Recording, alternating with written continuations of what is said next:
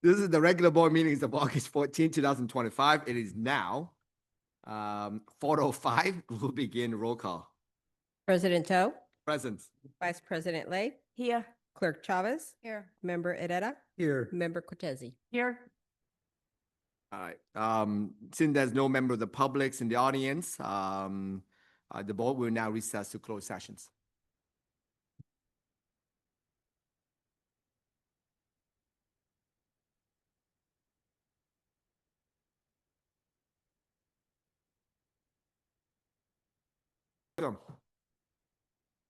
We will now resume open sessions, and we'll start with the Pledge of Allegiance. Please rise.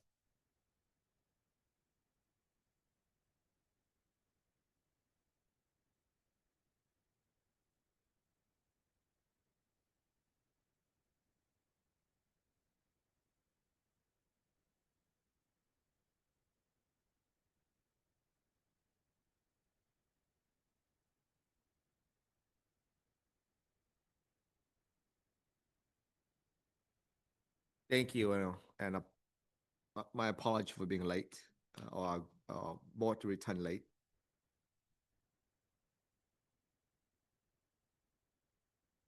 Welcome to the regular board meeting of August 14, 2025. Members of the public, please submit your public comment as follow. In-person public comment may be made in persons in the boardroom by filling out public speaker request form located at the entrance of the meeting room. You may raise your virtual hand in Zoom to request to speak and offer comment in real time. You will have 2 minutes to speak. You may also submit comment electronic online before or during the meeting, 1,000 character limit by accessing the agenda link to the form on the district homepage. Please reference the agenda item number in your written comment.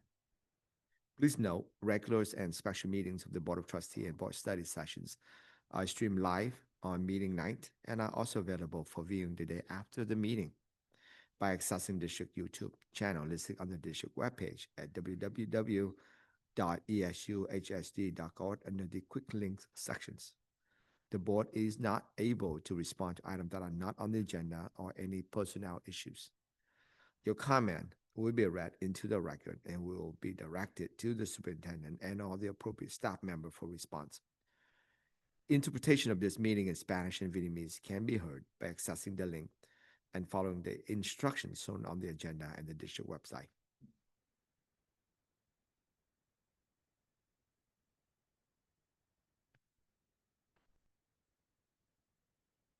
All right.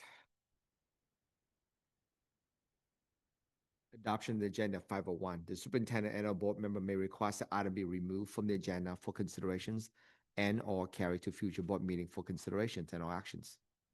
And or that the board take action on a regular meeting in a subject not listed on the public agenda as much as basis or other basis allowed by law, Government Code 54954.2.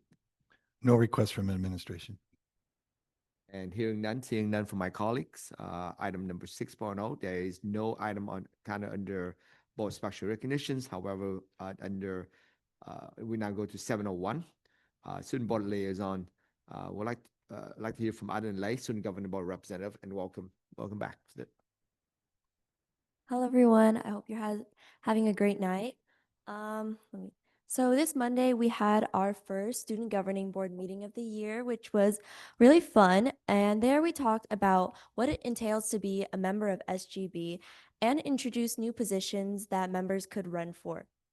We then discussed the redistricting matter within our district and visiting the districtor site to look at the maps that community members made.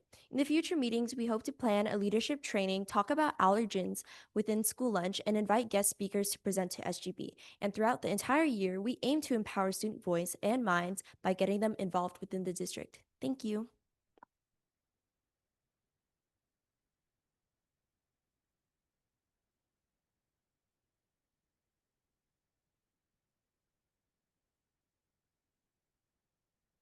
On the agenda is per schedule. Glenn, superintendent, my apologies. Oh, good. No request from administration. All right, 801 presentation discussed to receive the 45-day budget update, 20 minutes. I'm sorry. It won't take 20 minutes, but thank you, Board President. So before you is the 45-day budget update. By statute, this is customary that if, since the budget adoption in June, up until now, if there are some changes due to the state adoption of the budget, we have to provide the public and the board with an update. And so I'll go through this pretty quickly. Where we're at in the process, you've seen this for, and it has grown each time I've been up here. But we're at the 45-day budget update. Next, on September 11th, is the unaudited actuals. And then by October 8th, in conjunction with the unaudited actuals, is our revised fiscal solvency plan that we have to submit to the County Office of Education. And again, by statute, what has changed since the budget adoption is that the state has approved or finalized or signed off on 2 one-time disbursements or allocations of funds of $5.7 million and roughly $1.1 million.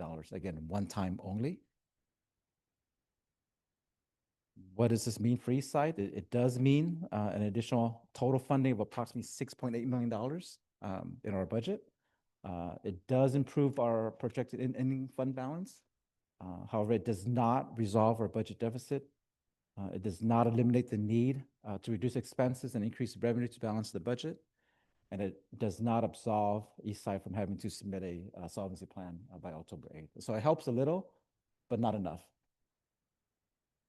You've seen this before. This is COLA. And later on tonight, you'll be approving settlements with our bargaining units for a 2% increase. And, you know, there may be that perception that if you're getting 2.3% COLA and you're only giving a raise of 2%, therefore you're making more money. That is not true. Because of declining enrollment, we're actually receiving fewer dollars than we did in prior years. And so we have less money to pay additional amounts for our staff. This was the multi-year projection at budget adoption. And then the very next slide is what it is currently. You will have a much more updated version on September 11th with the unaudited actuals. And so again, the only changes that were reflected in this multi-year is the addition of that $6.8 million of one-time funding. Just to, for members of the public or some of our staff watching, if you can clarify on the COLA, I mean, my understanding is essentially COLA is the 2.3% based on the number of our enrollment. However, because we have declined enrollment, the actual dollar amount is less. If you can just talk about the actual dollar amount so that member of the public or staff who are watching this have a better understanding what really you're trying to convey. So in 2024, the funding per ADA for 9 to 12 is $12.46 per student per ADA. And ADA is defined as attendance times enrollment. And so for 25-26, the projected COLA of an increase of 2.3% represents $12,746 per ADA, right? And so yes, there is more money per ADA. However, with declining enrollment, what we're projected with our ADA has declined. Therefore, we're actually receiving both fewer dollars on the base. Where we were helped a little bit was with our UPP, which is our unduplicated pupil percentage. That has increased, but it's a 3-year rolling average. And so that increase has gradually grown. It won't fully materialize or fully realize itself for another 2 years. But even with the increase in UPP, what the totality of it is that we're going to be receiving approximately $300,000 less than what we did in prior years. And it's not the increase in UPP, but the more accurate reporting of UPP that allow us to have this. Am I correct? Or am I, how do we? It's all the above. It's effort by staff. It's outreach, the collection methodology. It's using apps. It's the state of our economy. It's everything that's involved with it. It's the accurate reporting of the UPP percentage. That's really what driving it, right? I would say I wouldn't qualify as accurate. I would say increase in UPP because we did go from 50.2 to a 60%. So it's about a 9-ish, 10% increase. That's a pretty from prior dramatic. year. It is. And so again, the efforts of staff and using the app and outreach for our families helped significantly. There's some room to grow, we feel. And I think maybe this is where your accuracy comes into play because our feeder UPP percentages are higher still than ours currently. However, with high school students, typically they're a little more reticent to, apply for, various programs that essentially might out themselves as belong to particular groups, so to speak. And so historically, that's been the case where it's much easier to identify students for UPP and free and reduced lunch purposes and services at the elementary school level than at the high school level. Because the parents filling it out when they're at elementary school, but when they go to high school, the kid might be the one filling it out. They Is that- get more socially conscious about what they're doing. Thank you. You're welcome.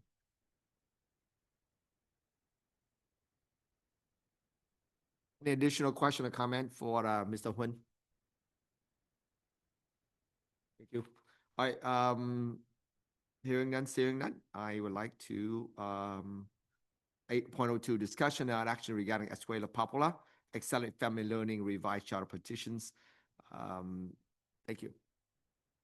Welcome. Oversight. Excuse me, Mr. President, did we need to take an action on that item? We just, because it said recommended that the board accept this 45-day budget update. Oh, have to take the action. I apologize. I think Okay. All right, so I'd love to take a motion for approval. Okay, move for approval. I'll say, okay, Travis got it. Alex, how do you vote? Aye. I apologize once again. Representative Adelaide Lay, how do you vote, please? Aye. All right, colleague, now you can vote. Aye. Aye. Aye, motion passed unanimous. All right, thank you. Thank you. Here in new capacity, Bjorn Berg, Director of Assessment Accountability Charter School Oversight. What we have on the agenda is the renewal for Escuela Popular. It's originally The microphone more towards you. sorry. It was originally approved conditionally on May 8th, 2025. Is that better? The original due date for the revision was May 23rd. What we're bringing forth today was submitted on July 18th. And so East Union Board of Directors accepts the revised petition for Escuela Popular Accelerated Family Learning submitted on July 18th by Patricia Regrin. The recommendation is to approve. Move for approval. Motions by RR, second by Chavez. Adelaide Lay, how do you vote? Aye. Colleagues? Aye. Aye. Motion pass. Thank you. In the future, perhaps we can consider the usage of a table so that presenter can sit. So the height difference from the different speaker does not have as mature an impact.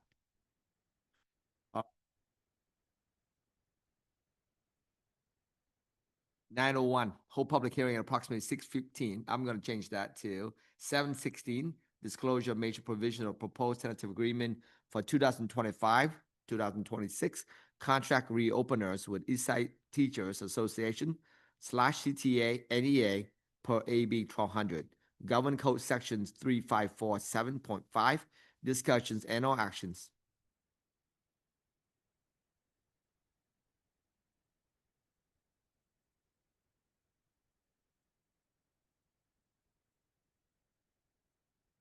I'm hearing silence in the room. I think we just need to Do the approve. formal protocol Yeah. hearings? All right, so Oh. let me look for that process so that I will, there we go. There we go. 9:01, here we go. I will read that again. We will now hold a public hearing scheduled as approximately 17, disclosure of major provision of the proposed tentative agreement for 2025-26 contract reappointment with Eastside Teacher Associations. Since I don't have any, do I have a speaker? I do not have a speaker, so I'm gonna calling for public speaker a second time. Any online? Online count? Nope, no online. All right. I see hearing none and seeing none. Calling for public speaker a third time. Third and final. Third and final. Yes. This is your chance. All right. Testimony for the public has ended. Public turn on this matter is now closed.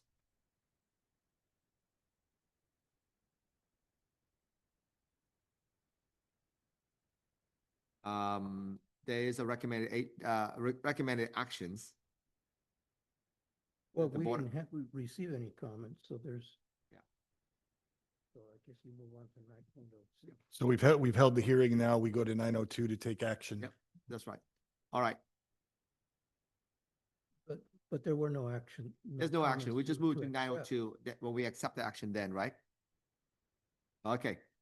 All right, 9:02, discussion on action to ratify and approve tentative agreement for 2026 contract reopener with East Side Teacher Association, CTA NEA per AB 1200, Government Code Section 354.354.7.5.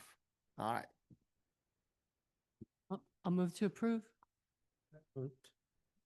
Before you vote, I would like to thank our bargaining units and also the team, the negotiating team from East Side for the work they did in the negotiating during pretty interesting times for our state and for our district and coming to that, as well as the work that was done over the summer to make sure that things were ratified so that we could implement it as quickly as possible. thank you. Can you refresh my memory on who the motions? All right, motion by Patty, by Cortese. Cortese, second by Herrera. Adeline, how do you vote? Aye. Sorry, Well, you don't just get to vote. I'm I sorry. want to clarify, yeah, I think Sorry. that might be the one place where students, where we don't take vote is when it concerns salary. So yeah, So I just realized this as soon as I said that. So thank you. Colleagues, how do you vote? aye. Aye, motion passed 5-0. I'm now opening the item for item 903. We will now hold a public hearing scheduled as approximately 7:20 p.m. Disclosure of major provisions of proposed tentative agreement with California School Employee Association Chapter 187, July 1st, 2025 to June 30th, 2028. All right, hearing none, seeing none, any online? I'm checking the list. It's for item 10.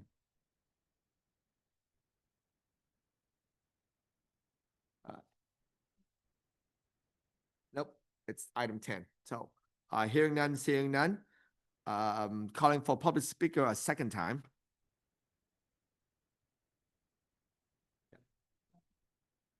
This is item 903. The item 10 will be coming after this. All right, you're waiting for 10, right? All right. Calling for public speaker a third and final time. Hearing none, seeing none. Public testimony on this matter is now closed.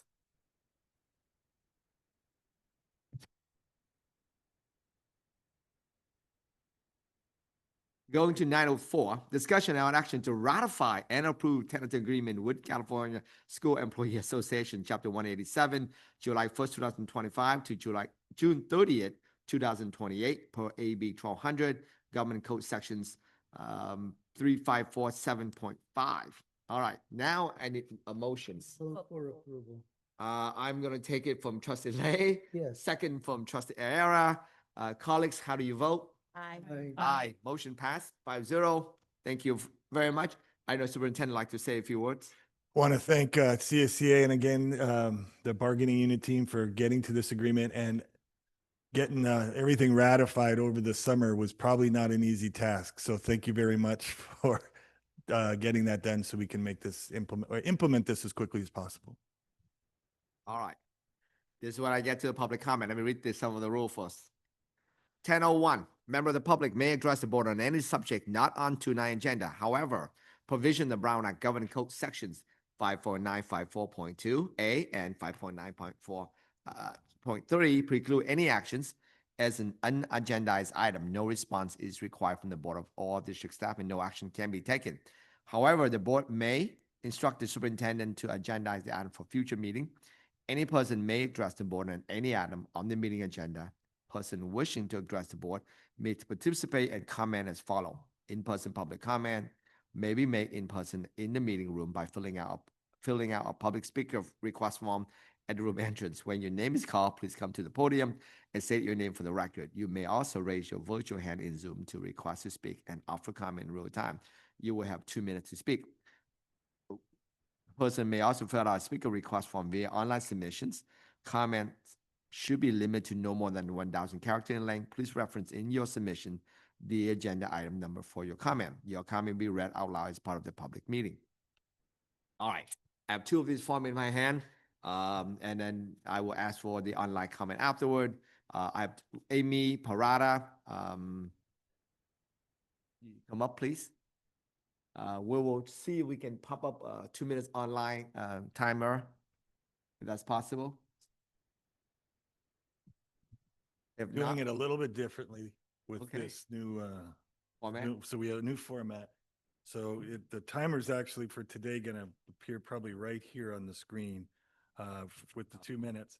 That's gonna make it difficult for you. So when you're at about a minute and a half, if you see me doing this, just know you got another 30 seconds, okay? All right. So at the 2 minutes mark, after he does that, I will do the wave. I'll let you finish your sentence. So wrap it up in the, whatever the last things that you have to say.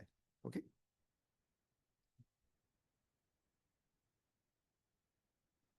Just No, just try one. to leave Okay, it on. thank you. Sorry, first time here.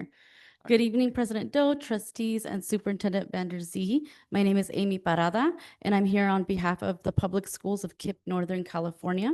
We have a unique and time-sensitive opportunity to secure much-needed state funding through Proposition 2 to upgrade KIPP San Jose Collegiate's facilities, which currently include portables that are now 27 years old.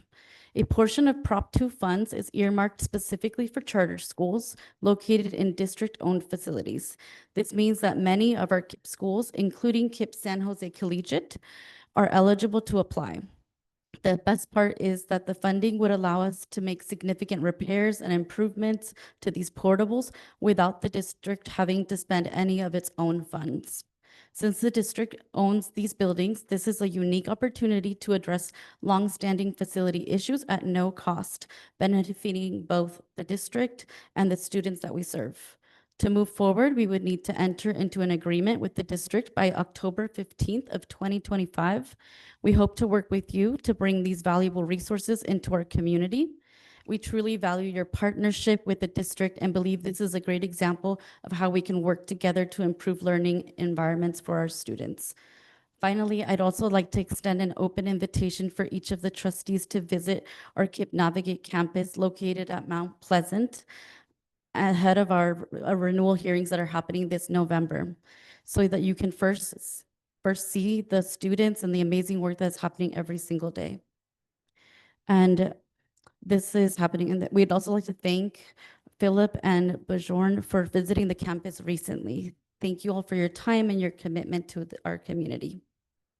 Thank you. What is your role with KIPP? Hello, my name is Amy Parada. I'm the Associate Director of Advocacy. Okay, you didn't say the Yeah, title. my bad. Thank you. Welcome and thank you. Thank- All right. Next speakers, Julio Pardo, President of CSEA Chapter 187. You'll be given 5 minutes.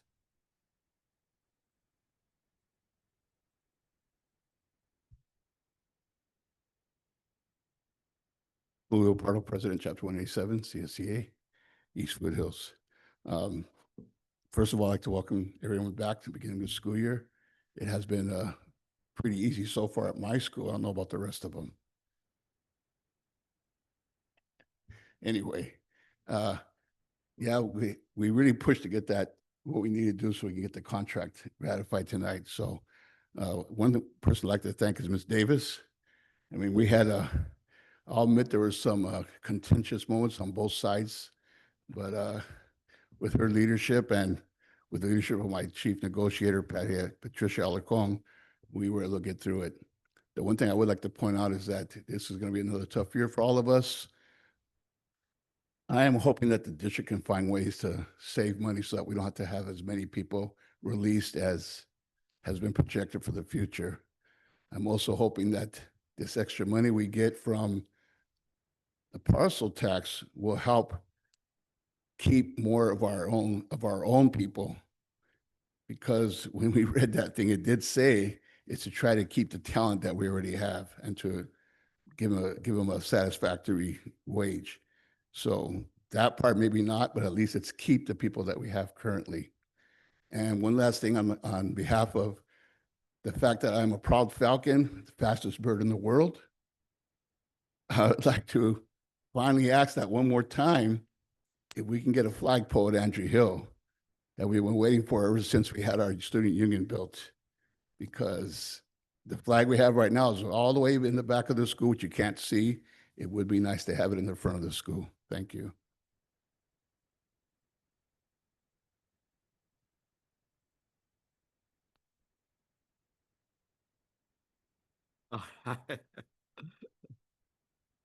All right. Item 11.01, discussions President and Wu, action. I have online comment. Oh, I'm sorry. Thank you. Online comment from parent Claire Malames. I wanted to discuss the over-enrollment at Santa Teresa High School and the lack of staff to accommodate the acceptance of interdistrict transfers. When Santa Teresa is my family's homeschool, my children weren't given priority over interdistrict transfers for class selection. Santa Teresa missing the mark for their mission statement. My daughter is not able to get a lunch at school because of the increase of students and lack of staff/volunteers in space. With only 30 minutes for lunch, there are too many students to physically make this possible. Public comment from parent Trevor Scott. Why are students in the Eastside Union High School District not eligible to take the PSAT, a national standardized test? All private schools in area, Cupertino, Mountain View, Milpitas, Fremont, Palo Alto, and San Jose Union districts all offer the test. It seems Eastside is the only district that does not. I believe this negatively affects scholarship opportunities. Research to back up this claim is available and can submit on request. Thank you for allowing me to submit this question. No additional? That's it? Okay. 11.01, discussions on action to approve the employment agreement for superintendent. Present for the board considerations an employment agreement for the superintendent. The agreement would reset the contract term for the superintendent employment from July 1st, 2025 to June 30th, 2028, with no increase in compensation or change to the superintendent's salary schedule. This agreement does not include any increase to the superintendent that have been granted to certificate and classified employees. All right. Any public comment? Online? Hearing none, seeing none. Any discussion from member of the board? I'll just move to approve. Second. Moved by Cortese, second by Herrera. Colleagues, how do you vote? Aye. Aye. Motion passed, unanimous. Thank you for that. And thanks for the opportunity to continue working with this family I love and this community I love of Eastside. And can look around the room and look around all these neighborhoods and just feel like I'm honored to be able to serve this community. And I do just want to reiterate, there is no increase to the salary schedule, nor will the 2% that's been negotiated be applied in any increase of salary to this position.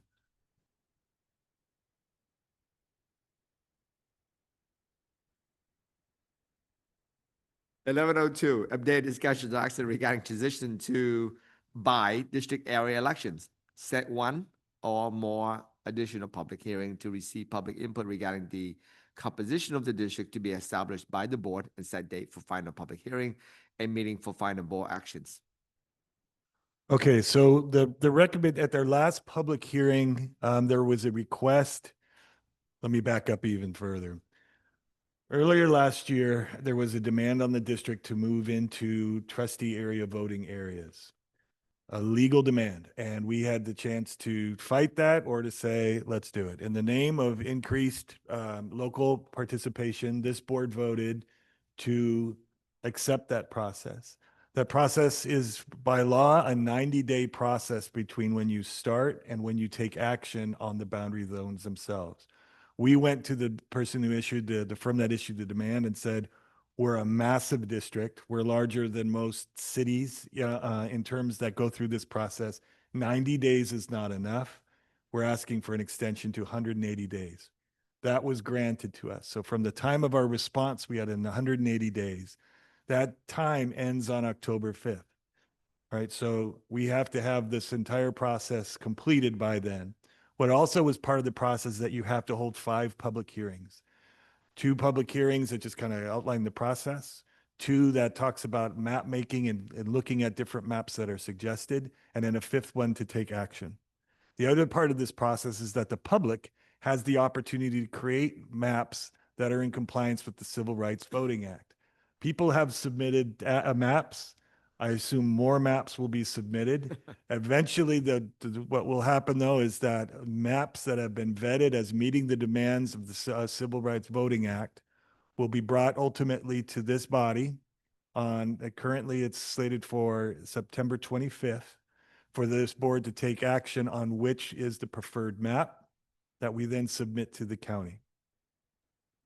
With all that said, the other thing that needs to happen is that no map can be discussed or considered unless it's been publicly posted 7 days before a public hearing. Right? The board can ask for alterations to a map that they might like, but it still needs to be presented 7 days before you take action or discuss that map. So the current, at the last public hearing, there was a request that we don't do 5 meetings, but that we do 6, and that we hold a public hearing, another public hearing before the last decision-making public hearing on September 25th. The board would like to honor that, I assume. The board also asked for 2 workshops, which we did. That's some people in this room, Adeline, one of them, were able to attend to say, this is how you can make a map. So this will end up having 8 different sessions around this, 6 public hearings. So the current recommendation is for us to put out to all the emails that we've done, as well as other media outlets in our area, that public maps from the public should be submitted by August 29th so that they can be uploaded, reviewed and uploaded in time for the additional public hearing on September 11, which we will hold on the same evening as our regular board night, but we'll just hit pause on our regular board meeting and hold the public hearing for September 11. Maps will have already been issued by that because of the August 29th deadline. And then that would happen on September 11. And then 2 weeks later, on September 25th, the board would take action on the map it wants to select and endorse. So if we're good with that, if this October 29 cutoff for maps, September 11, excuse me, that would be completely wrong. August 29, thank you, for deadline for submitting a map. Next public hearing, the additional public hearing on September 11, and then the final calendar for the final decision hearing on September 25th. Once we do that, we'll get the word out and continue this process. All right. Reiterating, August 29, last day to submit map. September 11th. And I'm just gonna say it out loud so it's for the record, by 11:59 p.m. August 29. That's what I was gonna say. All right. That's a Friday. September 11th, the next public hearing. The actual meeting, September 25th, is the date that we will collectively vote it. All right. I need emotions, or we need emotions to approve this. I'll move. Go ahead. Second. All right. I believe motions by Lei, second by Chavez. Adeline, how do you vote? Aye. And colleagues?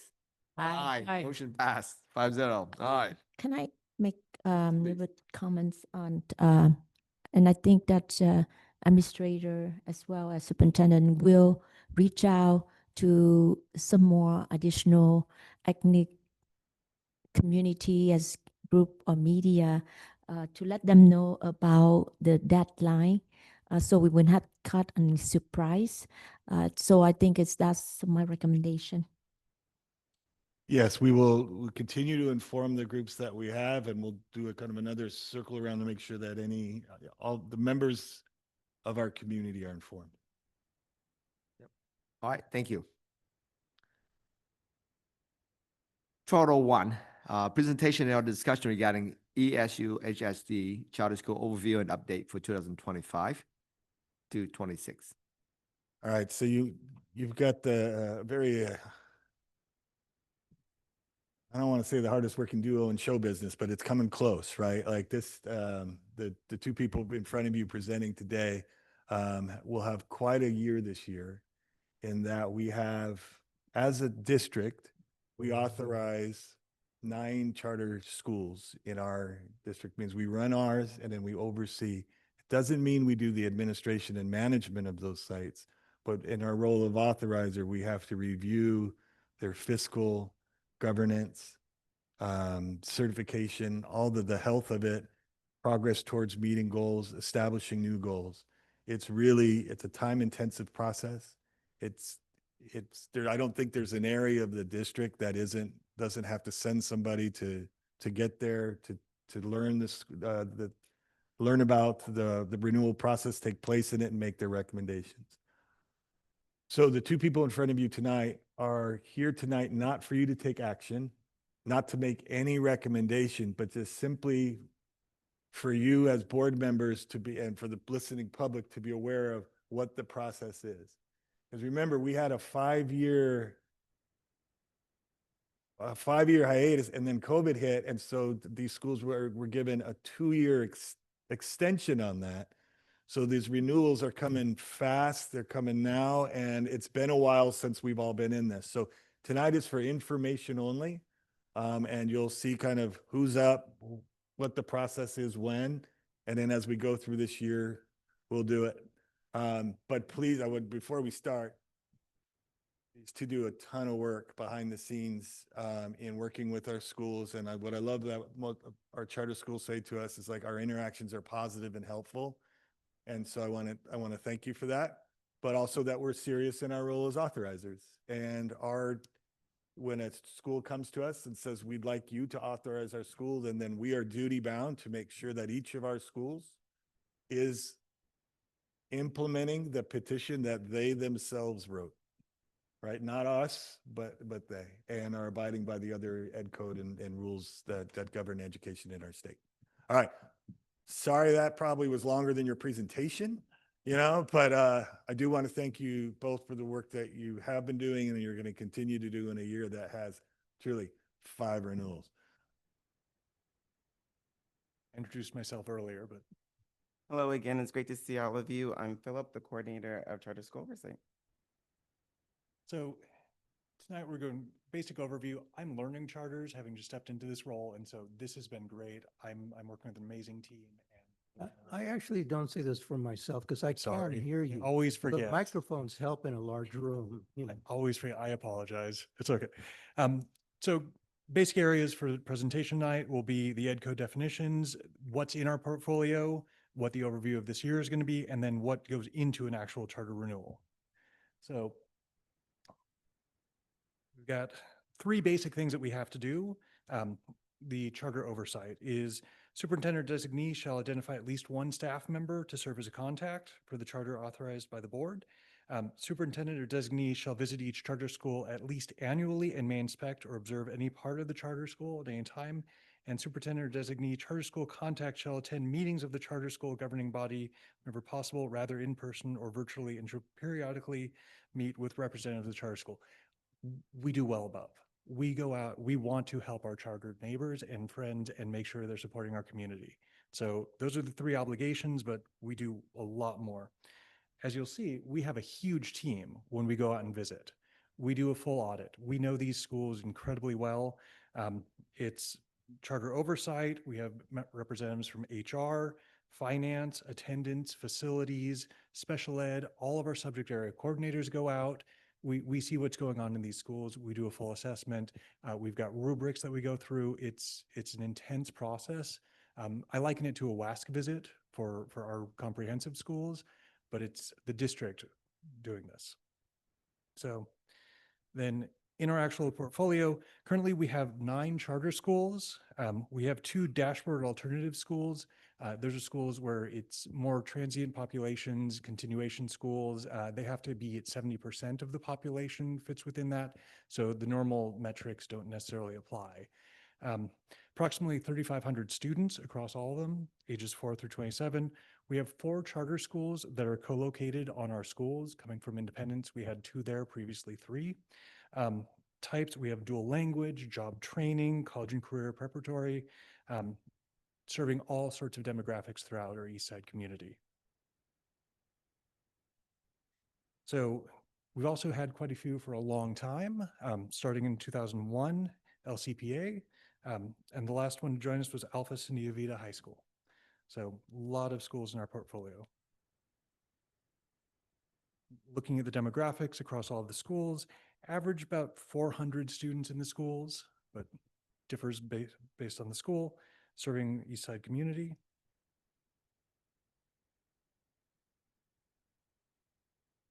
And then we get to the performance snapshot. So last year we had 3 that were up for renewal. This year we have 5. We have KIPP San Jose Collegiate. We have KIPP Navigate. It's new to us, currently overseen by the county, but they're the ones at Mount Pleasant. We'll be visiting. We actually went and visited to start that process. Question. Yeah, so so KIPP Navigate was actually chartered by the state, I misspoke. right? Is that right? Yes. And are they no longer authorizing that charter, or did it come back to us, or what happened there? It's in the process of coming back to us. Oh, So the state is no longer in the business of authorizing per the new requirements regarding the county and the districts are the only 2 that can authorize unless it's a statewide charter that has other requirements already baked into it. okay, so just, We will be the author. Yeah. We'll see. So, so interesting. so Okay. you will have a renewal petition in maybe December that you will come to a vote on whether or not you will approve of the renewal. If we do not, then they have the ability to go to the county. Got it. Thank you. Good question. Luis Valdez, middle performing, RB Roberto Cruz, another one, and Escuela Popular CTC will also be up for renewal this year. Next year, we have 2. This is that COVID bubble. So we have a lot this year, and then we'll go back to a kind of a normal. So next year, we have LCPA, Escuela Popular Accelerated Family Learning. It's the one that was just authorized last year. And then Alpha Syndia Vita in the 27-28 school year. So as I was just saying, we have 5 charter renewals. It's the entire team going out and visiting. And so it's figuring out when we can schedule those. There are timelines we have to meet with all of them. And so it's a lot, as I'm learning. In addition to that is the normal oversight monitoring visits of all of the schools. And so it's not just that one, we're trying 2 days for a couple of them actually, just because it works better for visiting classes and the timing. But then full outputs on this, meeting with the schools, staff findings and recommendation reports, 10 annual oversight visiting monitoring reports, and 10 annual end of year monitoring reports, giving them feedback on everything and trying to do it not just at the end of the year, but partway through the year as well. So if we have any recommendations, we can see them implementing that. So we're scheduling these currently. KIPP has already submitted, and so we're scheduling when those will be happening, looking at the decision-making meetings on December 11th for them. We're scheduling the others. As mentioned earlier, we have several co-located schools. Mount Pleasant has KIPP Navigate, Overfelt has Alpha Syndia Vita, Independence has KIPP and ACE, and then we have private facilities for several of the others. So just to also add, we have a facilities use agreement that will be coming to the board through our business office. That will also be something that would need to be voted on potentially for some of our charters that are co-located depending upon when their expiration of their facility use agreement is. So we may be doing an extension for a year, or there may be a proposal to do it as aligned with a charter term. So there's gonna be a lot of conversations, whether it's on the academic side or on the facilities sides this year for some of our charter schools. So as we go through and we're working with the charters, we have an MOU with all of them, going through and seeing like, are there concerns? Are there issues? And so there's just progression on that, statement of concern, notice of deficiency or violations, charter probation, charter review, or charter revocation. These are things that can happen. We try to catch things early and work with that group. So just context on that number of notice of concerns that we've had for various schools. You can see what we have, where we are on these. So. So many of you probably are aware of the scope that we used last year in terms of grounding us in the renewal process. So a lot of the timelines and a lot of the criteria comes from Education Code 476005 regarding, is the petition comprehensive in its description and language? Meaning, does it outline their academic program?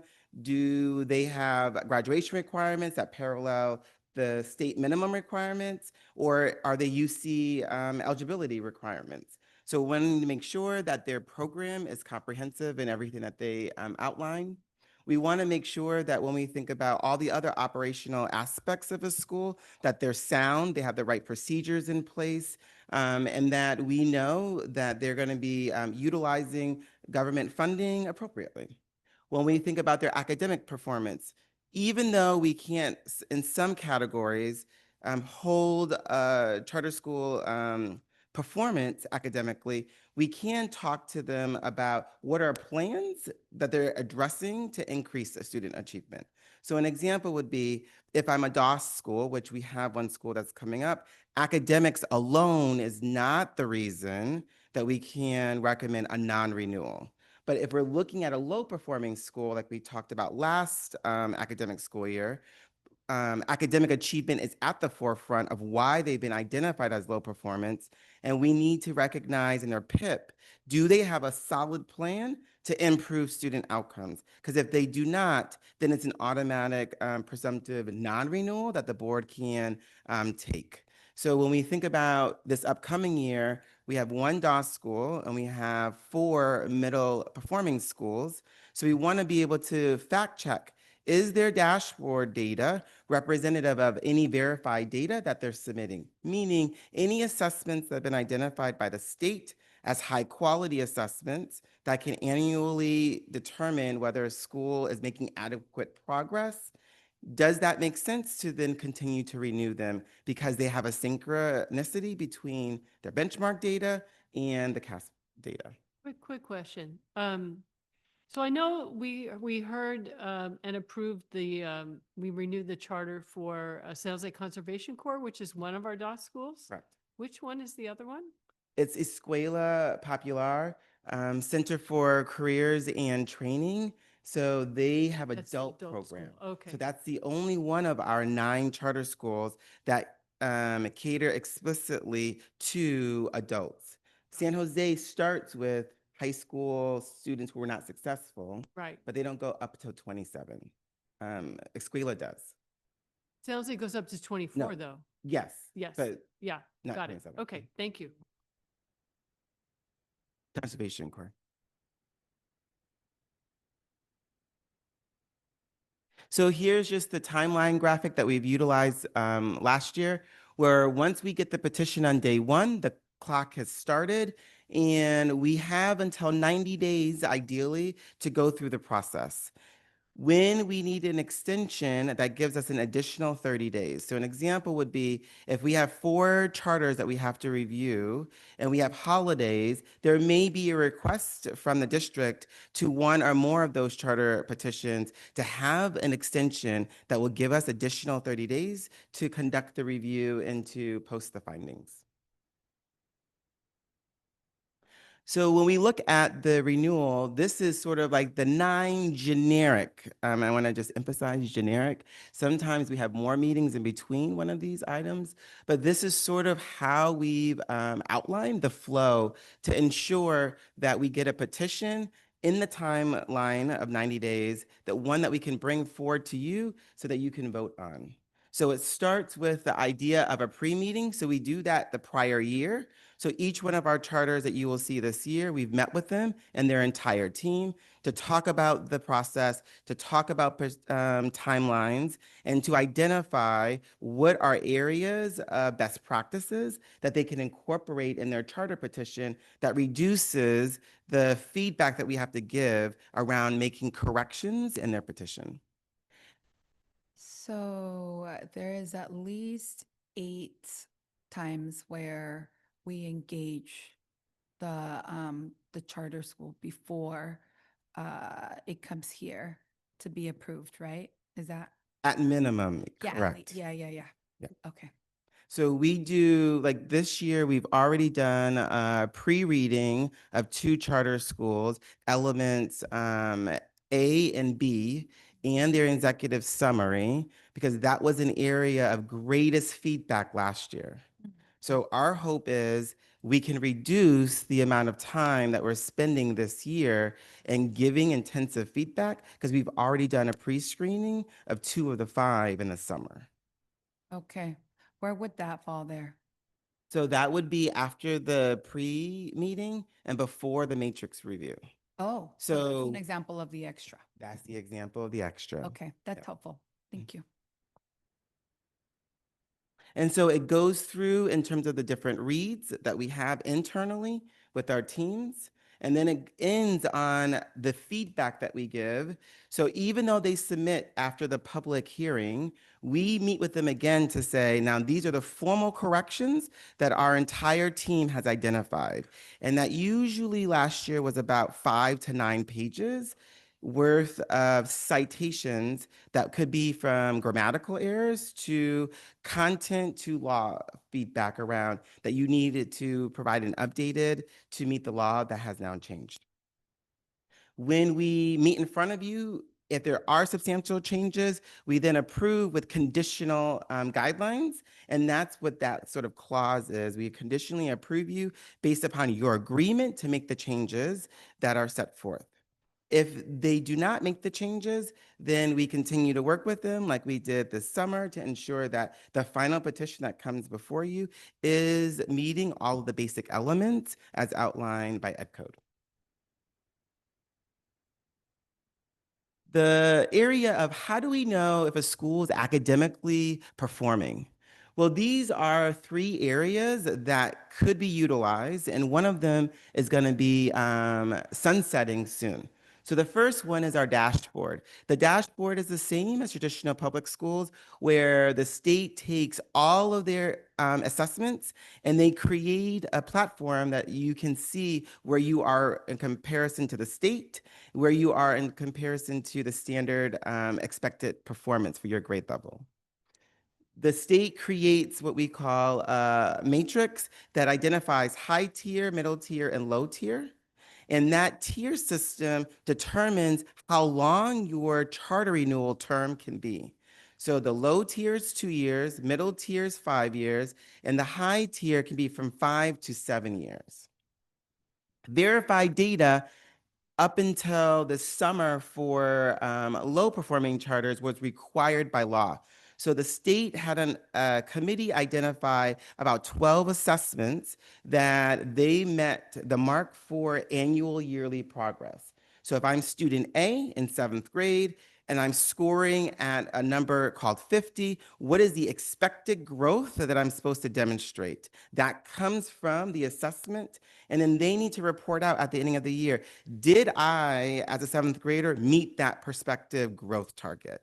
And if they did not, then they are considered not to have met their annual growth. So we incorporated that last year in the PIP that you saw, where on average, that particular charter school had many other students meeting their annual growth.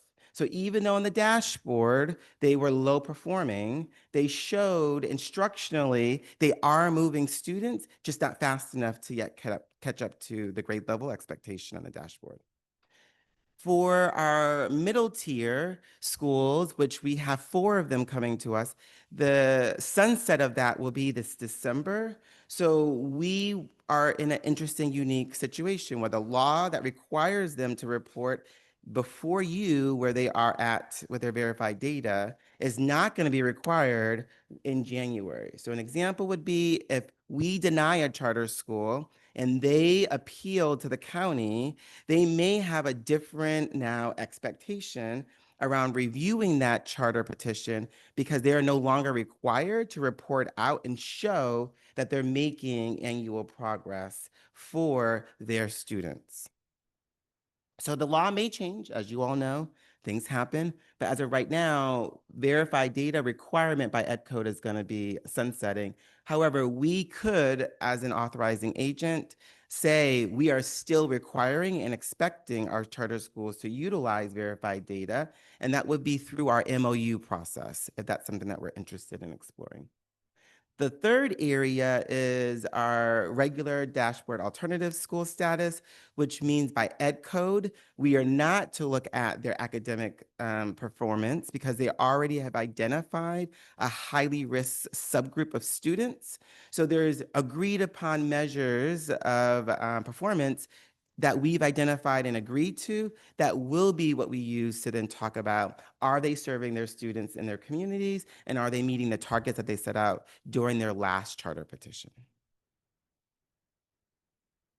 So this is sort of the information that categorizes the charter renewal terms as it relates to each of the tiers.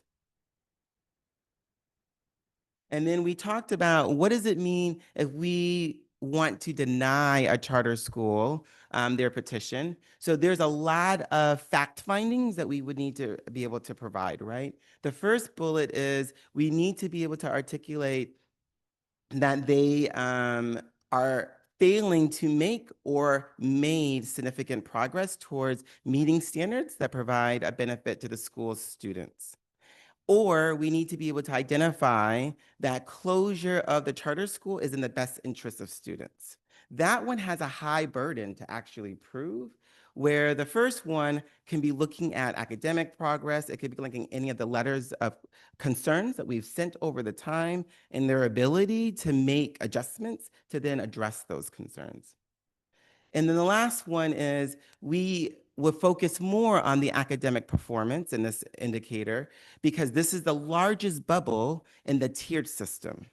So the tiered system says that's why we're requiring you to provide verified data to then showcase where you are strong at and identify the areas of work that you've targeted for your next charter renewal term. When we think about Education Code 47607E, the school is unlikely successfully to implement their program due to one of these three findings. That they have physical factors, meaning they're not able to pay their bills, or they've been deficit spending for more than one or several years under their last charter term. That they have substantial governance factors, meaning we've identified where the governance board, they're not just doing their job or they're not holding their charter school leaders accountable for the different outcomes or ed codes that they're responsible for. The third one is we've identified examples where the charter school are not serving all of the students. They're special education students, they're EL students, or they are not doing their suspension and expulsion processes correctly. So they're just encouraging students to seek other schools when behavior is manifested on campus. So if we find any of these areas, we are required by EDCO to do at least a 30-day notice. So that means we have to give them a notice of deficiency around whatever the issue that we've identified. And we want to give them an opportunity to cure that area before we then possibly go down the road of denial for a charter petition. So before it even comes to you, that's an additional layer, right, of the oversight process that we're providing, of the staff findings reports that we're doing. This would be another layer that we would need to communicate simultaneously while they're going down that process. So by the time we get to the board meeting for the decision, we have fulfilled this obligation of notifying them 30 days in advance and making sure that they have an opportunity to cure whatever the concerns were. It says opportunity to cure in a reasonable time. What's typically a reasonable time? 30 days by ed code, unless it's something that we've notified them continuously about and they have failed along the way to actually cure it. So ed code is saying if you're bringing it for the first time, 30 days seems like a reasonable amount of time. It could be longer, but 30 days would sort of be the threshold of the minimum.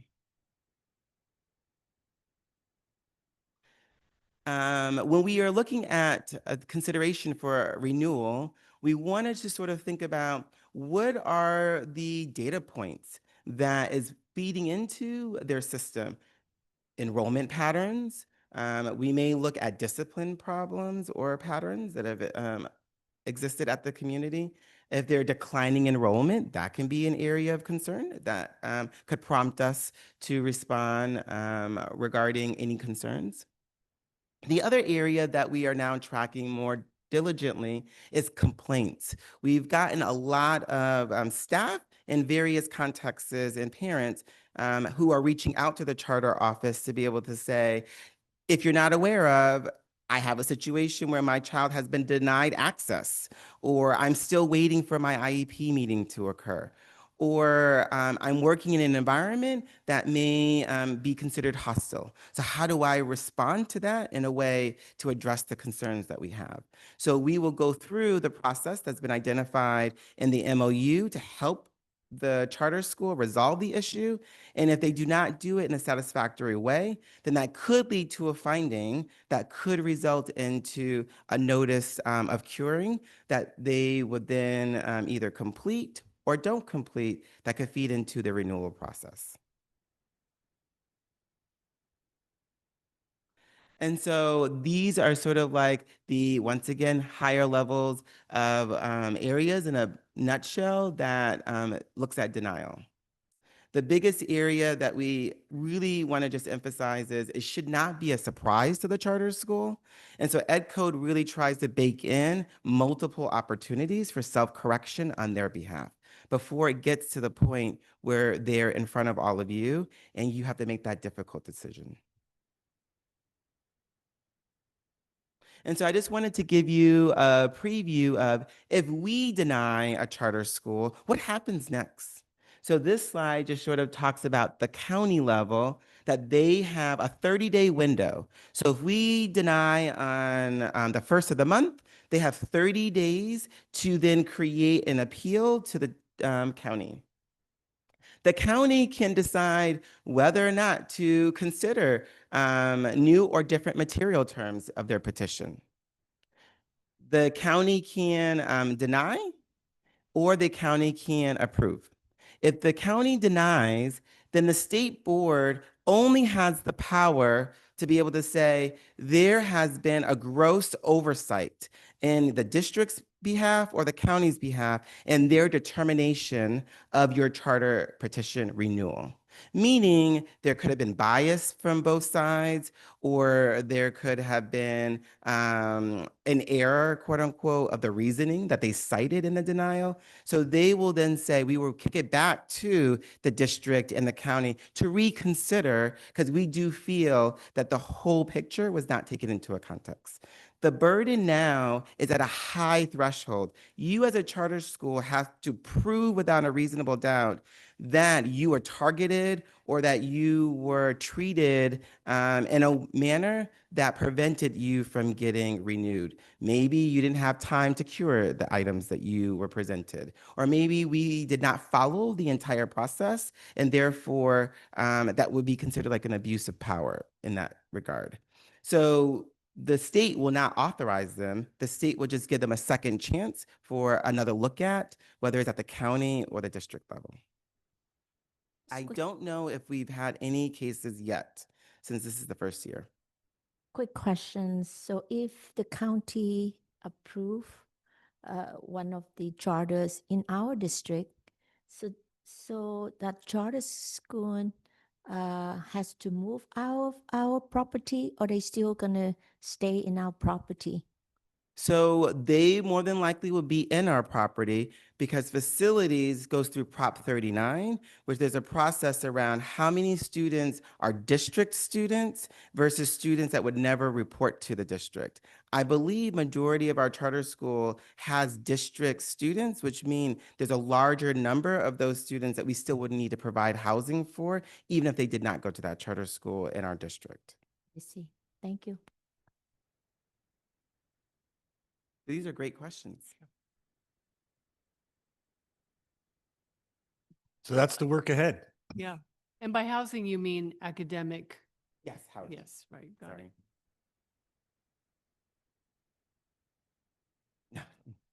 Well, you did hear from San Jose Conservation Corps that they are looking to get into that business with some of their older population. So it wouldn't be our business, but yeah, but some of these schools are definitely dealing with the complexity of the lives that their students face and having to find novel solutions. All right, this is a presentation item, no actions is required. But if there's no additional questions, I would like to move on to Trotto 2. Thank you very much, by the way, appreciate it. Trotto 2, discussion on action to receive the first reading and adopt proposed amendment to board policy 5145.3, non-discrimination harassment, and receive amendment to administrative regulations 54145.3, non-discrimination harassment, and waive board bylaw 9310, requires second reading of a proposed new or amended board policy. Thank you, President Doe, trustees. Teresa Marquez, Associate Superintendent for Educational Services. If it's okay with you, I'll go ahead and just do this item from where I'm seated. For this particular item, it is a first reading, but we are asking for a waiving of the second reading, given that this is specific to our Title IX processes and procedures in order for us to be able to continue with the new school year under the 2020 regulations, given the fact that the 2024 regulations were vacated as per the new federal administration. And so these policies are just being updated back to the 2020 regulations, which were previously in place and now are back in place again. So the changes represented are not, it's not our language. It's coming from CSBA just because of the change in the executive orders. We're going back to the old regs. And that's Correct. true for each one of these items under the Correct. under 12. They're specifically taken from the CSBA language, and they're actually, it's a policy that we've had before back in 2021, so it's reverting back to that language. Reluctantly move to approve. Before I we have have- public comment. We do. Public comment from staff member Thomas Brittendahl. I apologize that this is the first you are hearing from me about this, but I'm asking you to bring this proposed AR back for a second reading so management and ESTA leadership can review a potential conflict between a couple of sentences contained within this AR and an article in the ESTA collective bargaining agreement. The potential conflict pertains to conduct that could result in discipline for staff. A couple of small changes to 2 lines will keep the intention of the AR and avoid potential conflict with the ESTA CBA. That is the end of online public comment. And if I may comment, you, as a board, you are approving the board policies. Administrative regulations happen through administration, so there's the possibility to make the changes through the administrative reg, as that is not an item that needs to be approved by the board. Can you just help me understanding why we waiving the second reading? I mean, I'm for what I read so far, it sounds pretty good. I'm just wondering about the second reading. We are waiving it because we are expected to conduct investigations under Title IX, and we need to have updated policies as per federal program monitoring, as well as to be able to conduct the investigations as per the regulations that are federally required. And those that we've started. There's complaints that'll come in, and we have to make sure that we have the policies in place to be able to cite them, to be able to demonstrate to both the complainant and the respondent that we are following the process as per board policy. So September 11th is our next board meeting, Yes.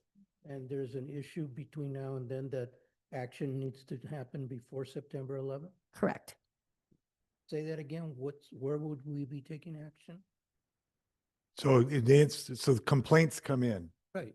We are obligated to make sure that we're investigating complaints according to the current law of the land, the current federal guidelines. Our board policies right now, because they're from the prior administration, are not in alignment with that. So by waiving the first reading and bringing the second, the board policies that are proposed are aligned with current federal law. Therefore, our investigative and complaint response procedures don't leave us open for liability, but do allow us to do that. The fact that Thomas Brittendahl raises about the ARs is an AR. It doesn't have to necessarily be board approved. So we can approve these board policies as they are, and then work with ESTA or any other group to make adjustments to the administrative regulation if AR, there's, administrative regulation. Correct. We can iron it out there. Sure. Correct. So, All of this becomes time dependent on the fact that we have to make sure that by law, we have informed our public in our handbooks with the current, but we'd have to get everything with this current policy after you've adopted tonight. Otherwise, we're already going to be out of compliance by not giving the new policies in the newest handbook. so would the AR be resolved in the next few weeks, even before the September 11th? That I don't know. I've taken it to Rogelio. There is disagreement. There is I've spoken to Thomas. There is a disagreement around what the AR states about student gender identity and their right to be able to be called by their name and their selected pronouns. There is some disagreement as to that being viewed, and I don't want to speak for Mr. Brittendahl, he's not here, but that seems to be the gist of the complaint or the disagreement, that it's being interpreted differently, where the administrative reg is in alignment with policy, which states that students have a right to be not discriminated based on gender identity, which includes their preferred name and pronouns. So, but your board action tonight doesn't allow us to continue to see if there is language in the policy and that is in conflict, the contract, which was, I think, ultimately the concern that was raised, that allow us to either work that out and bring it to you, or if it needs to, if the AR, or if that discussion needs to happen in a more public forum, that can happen. But administration is still recommending that you adopt these policies as presented tonight. So my hesitation is that usually Thomas Brittendahl raises valid issues and not just rhetorical ones that bear further scrutiny. And I'm not really understanding why a delay between now and September 11th is going to substantially affect. I know you're saying you can't proceed, with responding and investigating, and I'm not understanding why we still couldn't just delay until we adopt in September 11th without there being, material or substantial. But we just can approve the policy and leave the AR for the administration to work Yeah, out. but I asked, could that be resolved before September 11th? And the response I heard was, don't know. They're working on it. Well, they have to work on it. I don't think, They can work it I don't out. think Associate Superintendent wants He to. just sent me an email today, sir. I just received the email today from him. Let's get some clarity before what it is that we're voting. So yes. I think it's important we allow Associate Superintendent McCass to explain the two clarity rather than us trying to jumping in and trying to define what she's saying. I'm hearing it's two separate items. One is, but I'm gonna let you speak because I think it's important for us to hear it, and then we can like to hear what our legal counsel rendering to you. Yes, it is two separate items. We have board policies, which are board policies that we bring to the board for your approval. And then there's the administrative regs that we always attach just for reference, so that you can see the full picture. We can work out the administrative regs outside of having it to be part of a board meeting. So I continue to ask for the approval and the waiving of the second reading of the board policies. What has been shared with me is a difference in understanding or interpretation of language within the administrative regulation, which can be addressed outside of the scope of a board meeting under the purview of administration consult with whomever we need to consult, including legal for that particular item.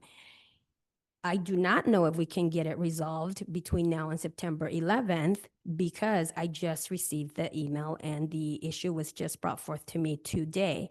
I have sent it over for interpretation by our legal to make sure that he can review it and determine if indeed whatever is in question is a violation of contractual language. Once I hear from him, we'll be able to look and respond to see what is needed to be changed, if anything at all. But again, that is just solely based on the administrative regulation, which doesn't require board approval. Thank you. I mean, I'm hearing you and I'm more understanding you, and I'm still uncomfortable, but I like to be reasonable.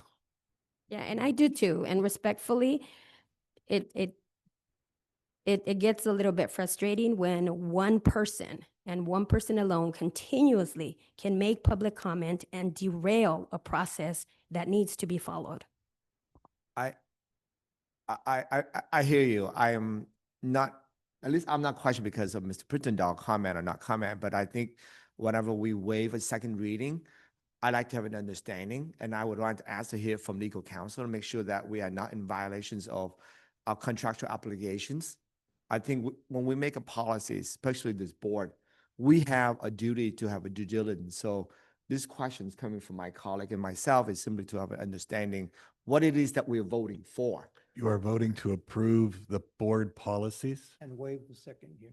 waive the And first waive the reading. second reading, We which is waive where, yeah.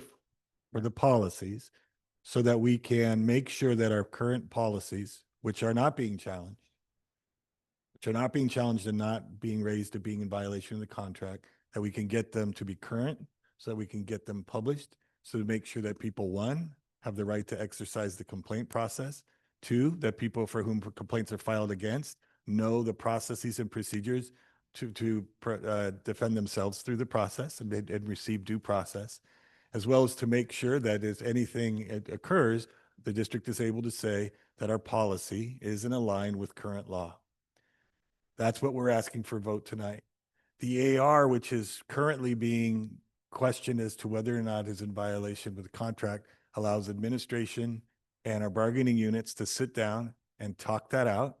And if there continues to be disagreement, for us to raise that up or to address it. But either way, it's not affected in any way with the acceptance of the board policies tonight, which are not in question. And what I also heard Assistant Superintendent Marquez say is that she has already communicated with legal and she just received it today. So there's been action immediately. And so it sounds like there's action regardless of our request. Like that's our request, that there is engagement. There is engagement. It was sent to legal immediately, and there is a commitment to find some sort of a way forward together. And it's moving. Yes, and there's been communication since this morning, all morning, between myself, Thomas Brittendahl, other union leadership on this, and exactly as you have mentioned. So there's been a back and forth engagement already. It's the AR, not the BP, which allows for us to be able to move forward. And we could continue this conversation too offline. It doesn't have to be here, right? So let's remember that. With that, I would like to move for approval. I'm going to second the approval of the board policy and waiving the first reading of the board policy. I mean, Waiving the second, waiving the yeah, second reading yeah. of the board policy. Yeah. Before we push forward, are you comfortable with that analysis and that thinking process? I think I'm falling back on if there's any further corrective action that the board deems reasonable or valid, that we can revisit it still on September 11th. But I expect that there won't be, given what's being described as the process to follow, which is basically administrative regs and yeah, that is basically administrative regs. So I'm going to just stand with my colleagues here. And, I think the clarity is important to understand what it is we're voting for. What I'm hearing is that you have communicated with legal counsel, but you have not received clarity coming back from legal counsel yet. Am I correct? Okay, but we will still have that option if that in our next board meeting, should that become a factor. That's what I'm hearing. Am I correct in my understanding? If there is an impact based on what legal responds to me on the board policy, absolutely. This is specifically related to the administrative regulation.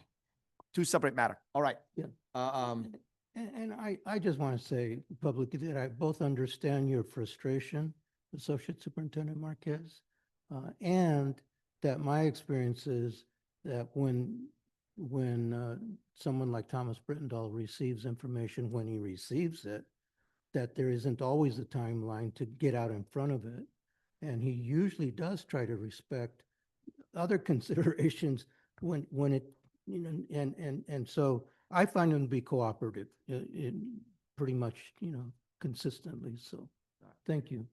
it's important for us to know exactly what it is we're voting for and how, you know, when we make adjustment from, typically we do second reading to waiving it. We want to have a clear, absolute understanding. And I think we want to be able to hear from legal counsel. Since our legal counsel is not in the room at the moment, we want that option in the futures. Now, all right, I'm going to go back to the very fundamental. I believe the motion's from Trustee Cortese, second by Chavez, or the other way around?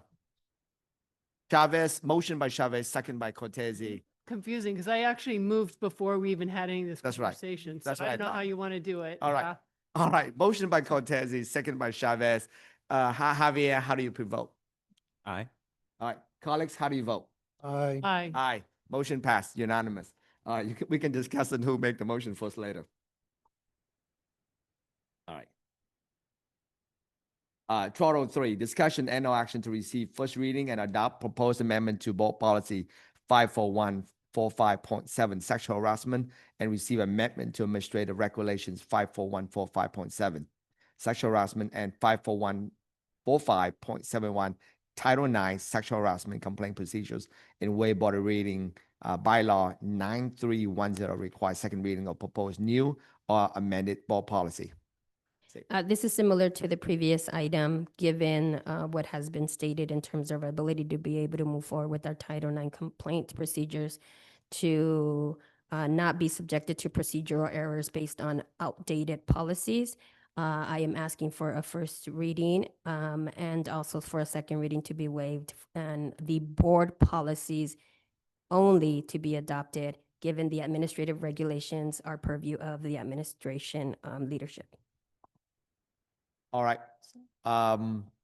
If there are no discussions or questions from my colleagues. Well, I'll again, take- just to entertain a motion. clarify, these are just going back to the 2020 regs, and this is language straight from CSBA. Correct. So, yeah. Yeah, and just for the archive, if you go back to policies back from 2021, it's the exact same language.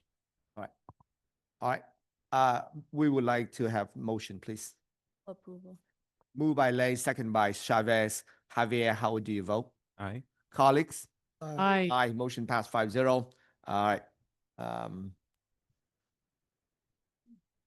1301, discussion and no action to approve the contract for professional service over $25,000. Move to approve. Moved by Cortese, second by Herrera. Javier, how do you vote? Aye. Colleagues? I Aye. Aye. Aye. Motion passed 5-0. From everybody in? All right. 1302, discussions and no action to approve the request for proposal and use of piggyback for general purchasings. I see a thumbs up from Move to approve. Mr. Nguyen. Second. Motion by Cortese, second by Lay. Javier, how do you vote? Aye. Colleagues? Aye. Aye, motion passed 5-0.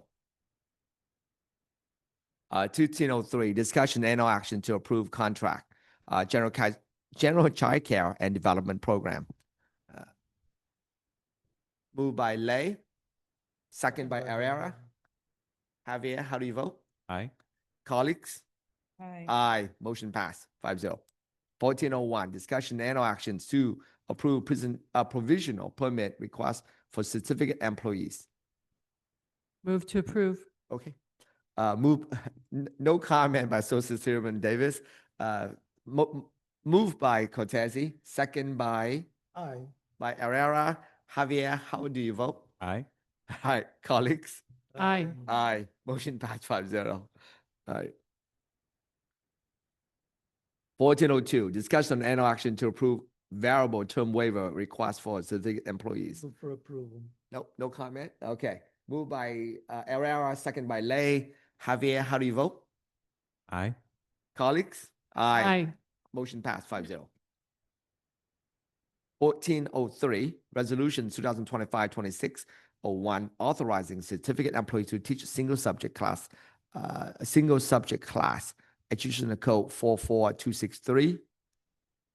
We have a Move to approve. clarification. Yes. Oh, Yes. Do you have a question?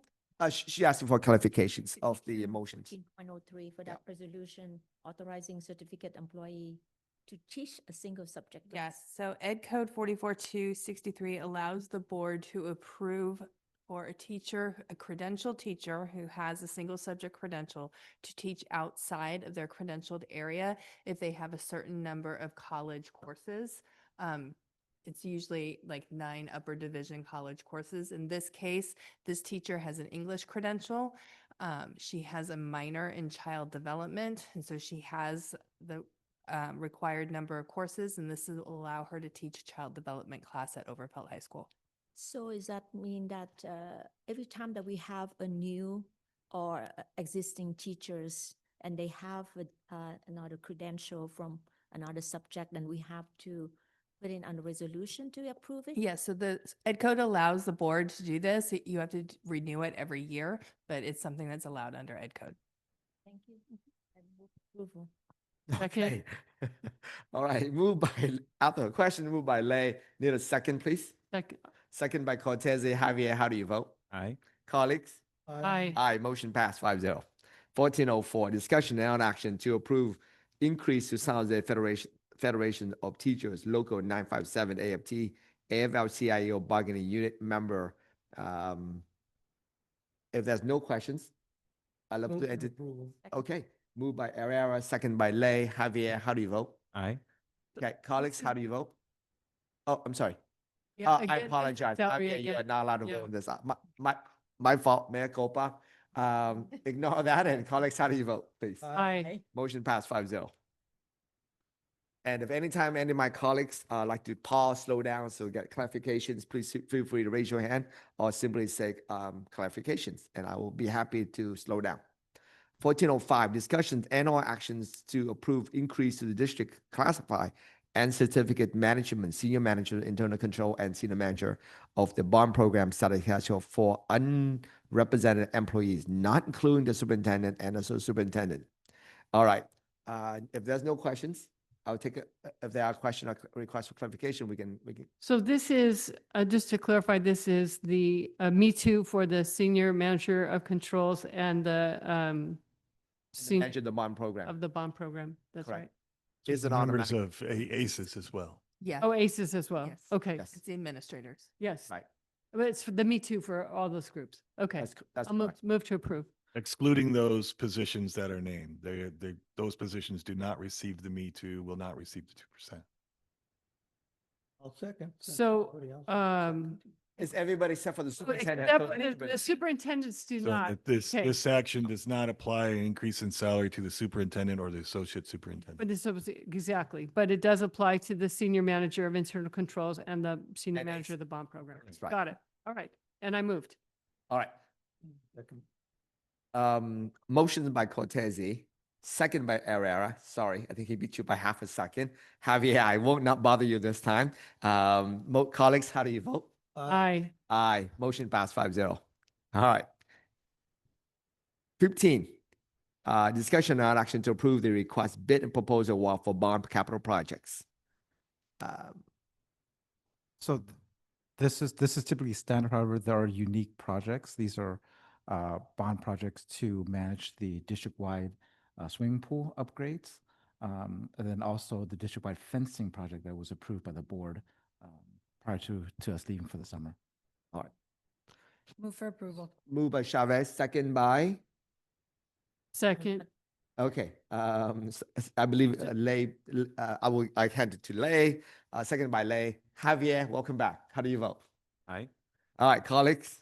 Aye. Aye, motion passed 5-0. 1502, discussion and action to approve the bond capital project contract for professional service over $50,000. Okay, I see a thumbs up by Move to Tom. approve. All right, moved by Cortese, second by Me. Herrera, also known as me. Javier, how do you like to vote? Aye. Aye, colleagues. Aye. Aye. Motion pass. All right, consent calendar. I'll move to approve the consent calendar. Second. Consent calendar moved by Cortese, second by Area. How do you vote, Javier? Aye. All right, colleagues? Aye. Aye. Aye. Aye. Motion pass. All right. I think we believe we got all the way to now number 21, written report recommendations. Item under section 21, a written report that I received into the public record, and no action is taken by the board. A board member also may pull an item for discussion and request it not to be placed for discussion or action at a future meeting. All right, no additional report. Am I correct? Or That's correct. future agenda item, opportunity, 22.01, opportunity for board or trustee to request items on future agenda. With all due respect, before we go into this, I do believe that it's going to be important for President Doe and I to sit down and schedule what's already there. And I would just ask that we be mindful of the fact that, given your action tonight about public hearings and our work to do before October 5th, that we might want to let us schedule those and then just be judicious about adding additional items on, because I think those are going to be meetings that are quite lengthy. I believe it's a very nice and polite way of saying we'll be careful not to overload the items. Thank you for picking up on it. Yeah. And also, we'll focus on one that we already have rather than create new one. I think I hear the message there, Superintendent. All right. But regardless, I want to give the opportunity to my colleagues. Any additional comment made? Okay. Future item.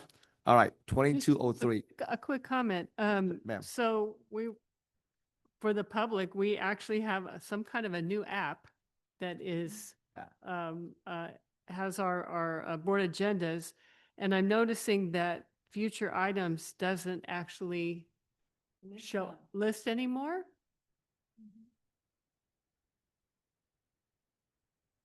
I just think that's useful for No, visibility. fantastic. Yeah. And I got to say, I want to thank Mayor Lou and the IT team and all the other departments that have been working to transition to this new software. Yeah. Love the fact that the contracts are right in front. It's great. Love that you can have the side-by-side view. And so they're doing Yeah. a lot of work still to make sure that certain things are imported over. So yeah, that's probably on its way, but thank you for bringing it up. I appreciate it. All right. I was jumped to 2203, annual governance calendar. Is it something that we need to discuss, Mary? The annual governance calendar and additional? It just happened to be in the agenda, that's why I'm asking. No, nothing beyond what we took action on tonight. Right. So, yep, September 11. That's September 20. another thing that used to be on the old agenda was the whole entire governance calendar, and I looked at it pretty much not at all. But so I'm not asking that we add the entire governance calendar, but is there a way to include a link or something where Yes. the governance calendar can be found if someone wanted to We'll link see it there. Oh, that'd be great. Thank you. Okay. All right, Board of Trustee and Superintendent Communication comment 2301. I would like to go to my left this time.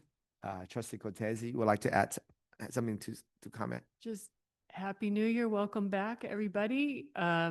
Summer just evaporated, but hopefully you all got some rest and renewal, and looking forward to another great year with everybody. Okay. All right, Trustee Chavez, please. Welcome back. Okay. Trustee Herrera. Was there a summer break? I heard there was. Okay, I have no further comment. Trustee Lay. I would like to say that welcome back, as well as it was amazing to see some of our students, believe from Santa Teresa, Oak Grove, and another school that participate in the robotic program and demonstrate their robot skill set at the county fairground about 2 weeks ago. I was attending, and I'm happy to see so many female students were involved. I'm very proud of that, and I believe that we should work to expand this program to many more other schools. And I had the opportunity to talk to a few teachers, but I'm very impressed about a student of Santa Teresa. The name is Julia Mew, Ellie Lay, And, then I, took picture with them and they really amazing, showcase their talents. And, that's why I like to see some more other program, for the student that really be out there to the public. And, not too many people really realize that we have so many good programs. So that's is why I want to congratulate all of those teachers as well, staff, and student participating in the robotic program. Thank you. Very nice. Well, welcome back and thank you, everyone, for what I'm hoping to be a great year. I think it's going to be a great year. I know there's a lot of challenges in front of us. Some of those things are beyond our control. We don't really control the federal governments, even the state budgets, but we have the opportunity to do good for our students and our staff. And so I'm looking forward to a great year. All right, 2302, Student Governing Board Representative. Just on behalf of SGB, we're excited to start off the new year and we're excited to see what we can accomplish with the help of you guys. Thank you. 2303, Superintendent Glenn Venezi. So we started by making some recent observations around the new program that we have for the board documents. And like you said, I want to thank everybody who's been putting a lot of work in that. And the goal is just greater transparency, right? And the easier way for people to gain access to the documents. The gentleman sitting in front of me said that Andrew Hill's got off to a good start this year, and I don't want to mess any school up, but that was pretty much the vibe across our district. I think our families and our students realize, hey, school's the best place for us to be and the greatest area of support. And so thanks to not just for everybody for coming back, but how our educators and all staff came back and welcoming students as they are and working towards it. I got to be able to put in recaps. So I got to say now, hey, our seniors, by November 30th, we got to apply to San Jose State for that Spartan East Side Promise. You've done the work. Javier's nodding in agreement. SGB is going to help us get that out, right? It's an open invitation from the university just a few minutes from here saying they want East Side students. So let's make sure we take advantage. Second thing I want to Take advantage of the 4th highest rated public institution in the country. Okay, crazy, right? And so 4th highest rated, and also the university of which is the greatest supplier of Silicon Valley employees, meaning more Silicon Valley employees have come out of San Jose State than any other university. It's a few miles from here, and they're saying to every student in the East Side, we want you. And they're only saying it to us, so let's take advantage. And so the students, you showed up great the first day. Thank you for that. Student services, thanks to make sure that every day on Fridays, we'll be able to see that across our district, you're going to be seeing a lot of people wearing these t-shirts, Champions for Students, just reminding those students to be. We'll see if we can get any educator that needs one, a t-shirt, and reminding students to be on time or be there all day, every day and on time. That sounds corny the more I say it, but it's a lot easier to keep up than to catch up. So just get this school. As soon as you get there, you're going to feel better. You're going to have just friends around you. You're going to have support networks. You can just zero in on you and positive relationships. And like I said, it's easier to keep up than catch up with your work. So just get there. Sometimes it's hard to get out of bed. Sometimes it's hard to be on time, but it's worth the work. And adults, I thank you for how you meet our students every day to encourage them to that. Because I know there's people in their room. Yes, you're nodding because you know it's you. That makes sure that happens, and let our students know that the adults in our system, we're glad you're here. We're glad you're on time. So with all that said, let's be about it, and we'll finish our first week strongly and go for more. All right, thank you. 2401, Legal Counsel will report on closed sessions actions. Is he available? Otherwise, I think, Glenn, you may have to step up.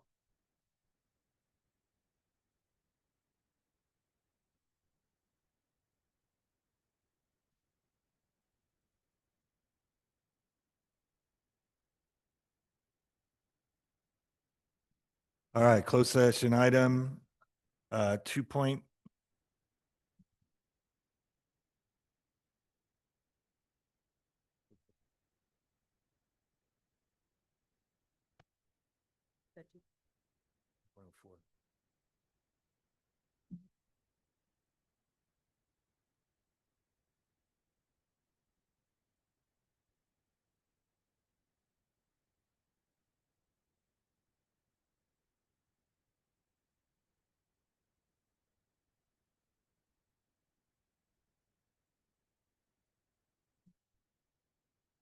For those in attendance, your Wi-Fi is not broken. We're just taking a bit of a pause and then we'll report out.